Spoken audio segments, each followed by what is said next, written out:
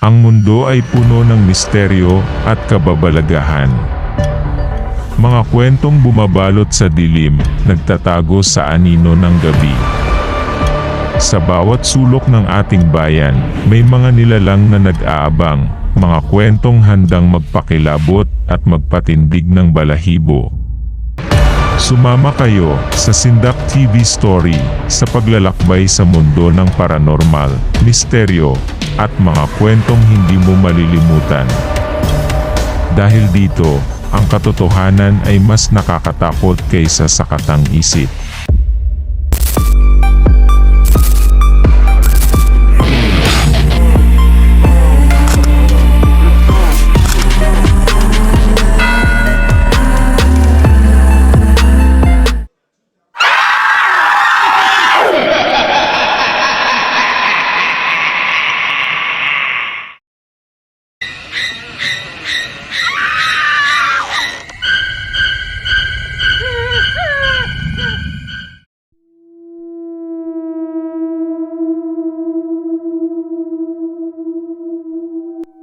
Masaya at nakakaindayog ang tugtog na naririnig ni Dudoy mula sa bintana ng bahay nila. Dumungaw siya sa bintana nang mabuksan niya ito. Nakita niya mga batang umiindayog sa saliw ng tugtugin. Mukhang masaya ang mga ito at magkakahawak ang mga kamay na sumasayaw ng pabilog sa ilalim ng maliwanag na bilog na buwan. May kung anong tuwa ang nararamdaman niya nang yayain siya ng mga ito. Wow! Nakakatuwa naman sila. Sige, pupunta ako dyan. Wait niyo ako ha. Dali-dali siyang lumabas ng kwarto at bumaba ng hagdan. Pagbukas ng pinto ay sinalubong siya ng tatlong mga bata at hinawakan siya ng mga kamay. Pagdakay sumabay siya sa pagsayaw. Walang kasing saya ang nararamdaman niya ng mga oras na iyon. Pakiramdam niya ay isa siyang prinsipe nang sumayaw ang mga bata habang nasa gitna siya ng mga ito. Dudoy! Dudoy! Pasigaw at nangangatal na pagtangis ng ina ni Dudoy. Hindi niya matanggap na isa ng malamig na bangkay ang anak nito na natagpuan sa gilid ng bakod nila. Para itong mababaliw sa pagkamatay ng anak nito. Hindi siya makapaniwala sa sinapit ng anak. Hindi. Panaginip lang ito. Hindi. Dudoy. Gumising ka na. Mag-aalmusal na tayo, di ba? Dudoy, bakit? Bakit? Nagsagawa ng agarang imbestigasyon ng mga pulis para malaman ang dahilan ng pagkamatay ni Dudoy. Pero nahihirapan silang makahanap ng lead sa tunay na nangyari. Bago ko po iwan si Dudoy sa kwarto niya, siniguro ko po na sarado ang bintana sa kwarto. At wala pong ibang nakasaksak sa outlet, kundi yung aircon at lampshade lang po.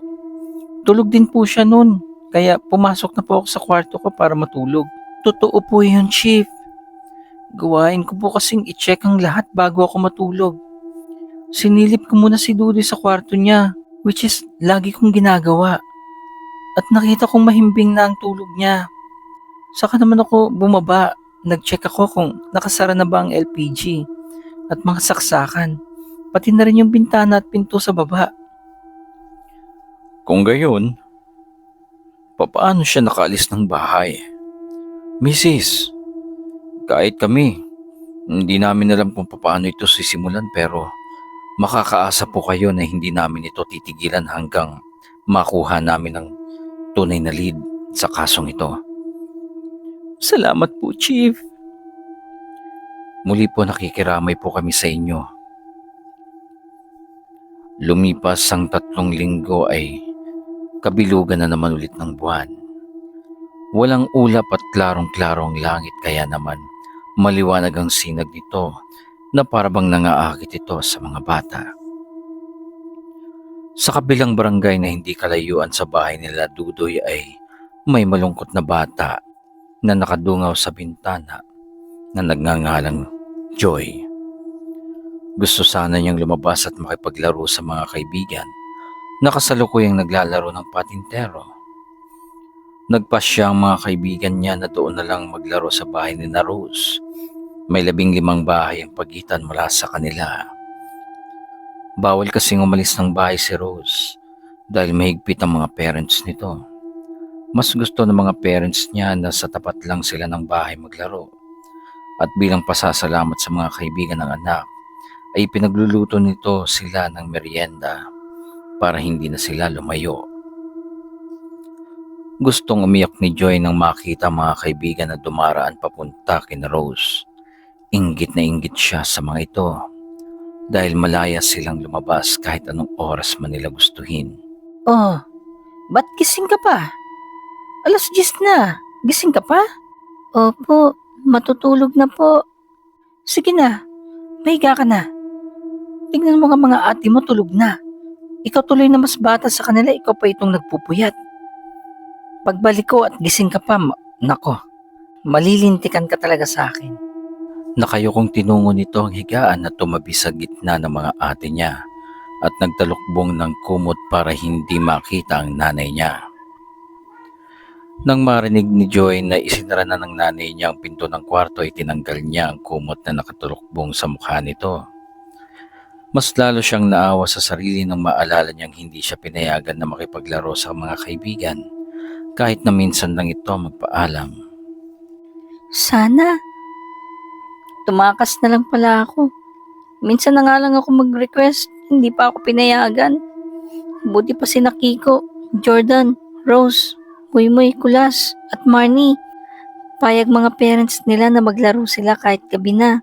Samantalang ako, heto, nga. Sana, hindi na lang silang parents ko. Sana iba na lang.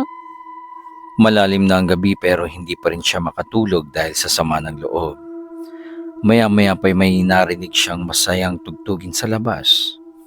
Sumilip siya sa bintana at nakita niyang may mga bata na nagsasayawan sa saliw ng nakakaindayog na tugtugin. Nasa mahigit kumulang 15 batang sumasayaw sa kalsada. Nakasuot sila ng damit na puti. Bagaman maliwanag ang bilog na buwan ay hindi niya maaninag ang mga mukha nito. Nagpapaikot-ikot ang mga bata sa pabilog na hugis ng magkakahawak ang mga kamay. Tuwang-tuwa siyang tinatanaw sila buhat sa bintana ng kwarto nila sa second floor.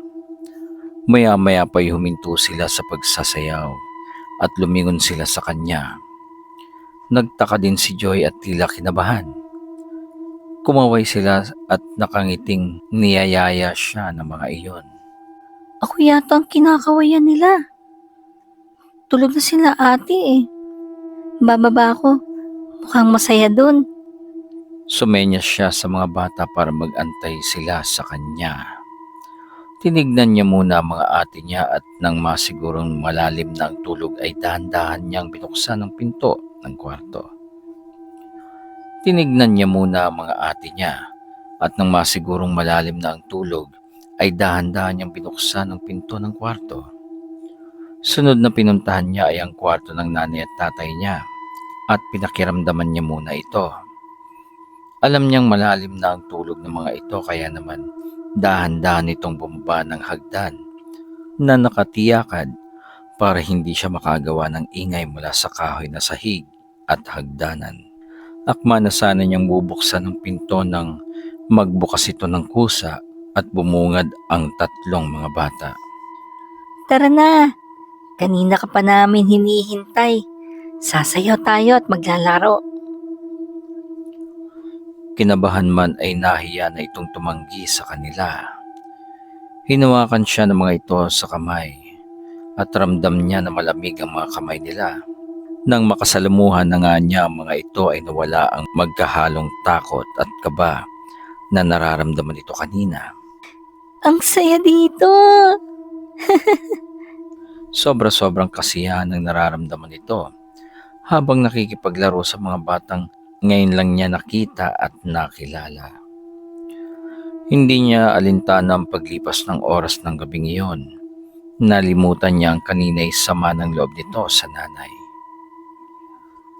Isang nakahandusay na Joyce sa gilid ng kalsadang natagpuan ni Marites kinabukasan ng umaga. Patay na ito at sobrang tigas na. Sobra-sobrang hinagpis ang naramdaman niya sa pagkamatay ng anak. Ayon sa doktor na nag-autopsy sa bata ay nasa pagitan ng alas 11 at 1:00 ito namatay. Walang makitang bakas ng sadya at puwersang pagpatay dito. Mrs., wala pong nakitang palatandaan ng puwersahang pagpatay sa anak nyo. Normal din ang mga organs niya, especially ang puso. Walang senyales ng cardiac arrest. Hinala ko ay kusang tumigil lang ang puso ng bata. Nanlumo si Aling Marites sa nalaman. Marami pang sumunod kina Dudoy at Joy na tumugon sa tawag ng masayang tugtog ng kamatayan. Kung ayaw mong sumunod sa kanila, matulog ka ng maaga. Ang mapait na katapusan.